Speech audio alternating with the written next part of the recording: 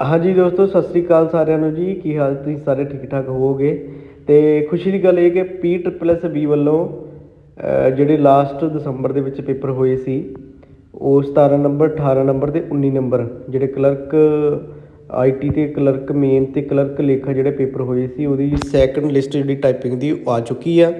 29 October ਅਤੇ 30 October ਨੂੰ Punjabi university Patiala ਵਿਖੇ ਇਹਦਾ ਜਿਹੜਾ ਟੈਸਟ ਆ ਉਹ ਲਿਆ ਜਾ ਰਿਹਾ ਆ। ਅਤੇ ਜਿਨ੍ਹਾਂ ਦੇ ਦੋਸਤਾਂ ਮਿੱਤਰਾਂ ਦੇ ਜਿਨ੍ਹਾਂ ਦੇ ਨਾਂ ਇਹ ਲਿਸਟ ਦੇ ਵਿੱਚ ਆਏ ਆ, ਤੁਸੀਂ ਆਪਣਾ ਨਾਮ ਚੈੱਕ ਕਰ ਲਓ।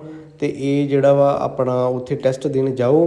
ਅਤੇ ਆਪਾਂ ਹਦਾਇਤਾਂ ਜਿਹੜੀਆਂ ਉਹ ਪਹਿਲਾਂ ਵਾਲੀਆਂ ਰਹਿਣਗੀਆਂ, ਜੋ ਪਹਿਲਾਂ ਸੀ ਉਹੀ ਰਹਿਣਗੀਆਂ, ਉਹ ਤੁਸੀਂ ਪੜ੍ਹ ਲੈਣੀਆਂ ਇੱਕ ਵਾਰੀ।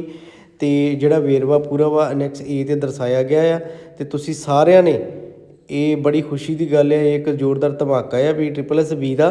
ਅਤੇ ਉਹ ਸਾਰਿਆਂ ਨੂੰ ਬੇਨਤੀ ਹੈ ਕਿ 17 18 ਅਤੇ 19 ਜਿਹੜਾ ਆਪਣੀ ਆਪਣੀ ਕੈਟਾਗਰੀ ਜਾਂ BC SC ਜਨਰਲ EWS ਜੋ ਵੀ ਕਿਸੇ ਦਾ ਹੈਗਾ ਆ, ਉਹ ਆਪਣੀ ਆਪਣੀ ਚੈੱਕ ਕਰਕੇ ਆਪਣਾ ਰੋਲ ਨੰਬਰ ਨਾਮ ਚੈੱਕ ਕਰਕੇ ਅਤੇ 29 ਅਤੇ 30 ਅਕਤੂਬਰ ਨੂੰ ਪੰਜਾਬੀ ਯੂਨੀਵਰਸਿਟੀ ਪਟਿਆਲਾ ਵਿਖੇ ਜਾ ਕੇ ਅਤੇ ਆਪਣਾ ਜਿਹੜਾ ਉੱਥੇ ਟੈਸਟ ਆ ਉਹ ਸਾਰੇ ਦੋਸਤ ਮਿੱਤਰ ਆ ਉਹ ਦਿਓ।